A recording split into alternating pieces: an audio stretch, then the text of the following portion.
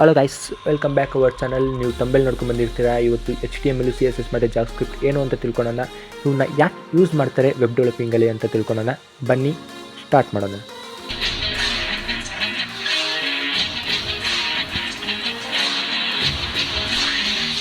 ಒಂದು complete web ಡೆವಲಪಿಂಗ್ಗೆ ಏನೇನು ಬೇಕು, ನಿಮಗೆ ಯಾವ ಲ್ಯಾಂಗ್ವೇಜ್ ಗೊತ್ತಿರಬೇಕು, ಫ್ರಂಟ್ ಎಂಡು ಬ್ಯಾಕ್ ಎಂಡು ಏನು ಅಂತ ಕಂಪ್ಲೀಟಾಗಿ ಒಂದು ವಿಡಿಯೋ ಮಾಡಿ ಹಾಕಿದ್ದೀನಿ. ಇನ್ನೂ ಆ ವಿಡಿಯೋ ನೋಡಿಲ್ಲ ಅಂದರೆ ಹೋಗಿ ಫಸ್ಟ್ ಆ ವಿಡಿಯೋ ನೋಡ್ಕೊಳ್ಳಿ. ಈ ವಿಡಿಯೋದಲ್ಲಿ ನಾವು HTML, ಜಾವಾಸ್ಕ್ರಿಪ್ಟ್ ಮತ್ತು CSS ಅಂದರೆ ಏನು ಅಂತ ಕಂಪ್ಲೀಟಾಗಿ ಡೀಟೇಲಾಗಿ ತಿಳ್ಕೊಳ್ಳೋಣ. ಬನ್ನಿ.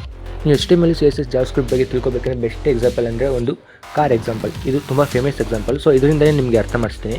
ನೀವು HTML ಯಾಕೆ ಯೂಸ್ ಮಾಡ್ತೀರಿ ಅಂದರೆ, ಫಸ್ಟು ನಿಮ್ಮ ಒಂದು ವೆಬ್ಸೈಟ್, ಒಂದು ಕಾರೇ ಅಂತ ಇಟ್ಕೊಳ್ಳಿ. ಒಂದು ಕಾರಲ್ಲಿ ಕಾರ್ ನೋಡೋಕ್ಕೆ ಯಾವ ಥರ ಇರಬೇಕು ಅನ್ನೋ ಕಂಪ್ಲೀಟ್ ಡಿಸೈನಿಂಗ್ನ HTML ಮಾಡ್ತೀವಿ. ಇದೇ ವೆಬ್ಸೈಟಲ್ಲಿ ಬರೋದಾದರೆ ನಿಮ್ಗೊಂದು ವೆಬ್ಸೈಟಲ್ಲಿ ಏನೇನು ಬೇಕು.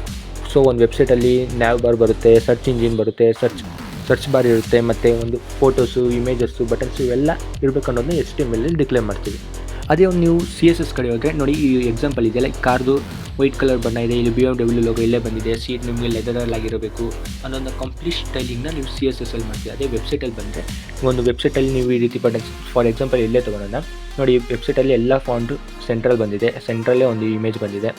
ಸೊ ಎಲ್ಲ ಈ ರೀತಿ ಆ್ಯನಿಮೇಷನ್ ಬರ್ತಿದೆ, ವೀಡಿಯೋ ಬರ್ತಿದೆ, ಈ ರೀತಿ ಎಲ್ಲ ಡಿಸೈನಿಂಗ್ ಕೂಡ CSS ಅಲ್ಲಿ ನಾವು ಮಾಡ್ತೀವಿ.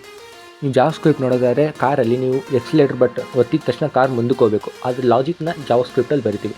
ಅದು ವೆಬ್ಸೈಟಲ್ಲಿ ನೋಡೋದಾದರೆ ನೀವು ಜಸ್ಟ್ ಸ್ಕ್ರೋಲ್ ಮಾಡಿದಾಗ ಮೇಲೆ ಹೋಗಬೇಕು. ಇಲ್ಲಿ ಜಸ್ಟ್ ಇಲ್ಲೊಂದು ಬಟನ್ಸ್ ಇರುತ್ತೆ, ಈ ಬಟನ್ ಒತ್ತಿದ ತಕ್ಷಣ ಬೇರೆ ಪೇಜ್ ಓಪನ್ ಆಗುತ್ತೆ. ಇದನ್ನೆಲ್ಲ ನಾವು ಜಾವಾಸ್ಕ್ರಿಪ್ಟಲ್ಲಿ ಬರಿತೀವಿ. ಕಂಪ್ಲೀಟ್ ಜಾವಾಸ್ಕ್ರಿಪ್ಟಿಂದ ನೀವು ಬ್ಯಾಕ್ ಎಂಡ್ ಕೂಡ ಬರಿಬೋದು. ಅದ್ರ ಬಗ್ಗೆ ನಾನು ಬೇರೆ ವೀಡಿಯೋಸಲ್ಲಿ ಹೇಳ್ಕೊಡ್ತೀನಿ. ಈಗ HTML, ಜಾವಾಸ್ಕ್ರಿಪ್ಟ್, CSS ಇದು ಸಿಂಪಲಾಗಿ ಹೇಳಬೇಕು ಅಂದರೆ, HTMLinದ ನೀವು ಒಂದು ವೆಬ್ಸೈಟಲ್ಲಿ ಏನೇನು ಕಾಂಪೊನೆಂಟ್ಸ್ ಬೇಕು, ಮೀನ್ಸ್ ಏನೇನು ಬೇಕು, ಇಮೇಜ್ ಬೇಕಾ, ಬಟನ್ಸ್ ಬೇಕಾ, ಇವೆಲ್ಲ ಡಿಕ್ಲೇರ್ ಮಾಡಿ HTML ಯೂಸ್ ಮಾಡ್ತಾರೆ. ಸೊ ಅದನ್ನು ಡಿಸೈನಿಂಗ್ ಮಾಡಬೇಕು. ಈಗ ನೋಡೋಕ್ಕೆ ಈ ರೀತಿ ಅಟ್ರಾಕ್ಟಿವ್ ಕಾಣಬೇಕಲ್ಲ, ಅದಕ್ಕೆ ಸ್ಟೈಲಿಂಗ್ಸು, ಡಿಸೈನಿಂಗ್ ಎಲ್ಲ ನಾವು CSSinದ ಮಾಡ್ತೀವಿ.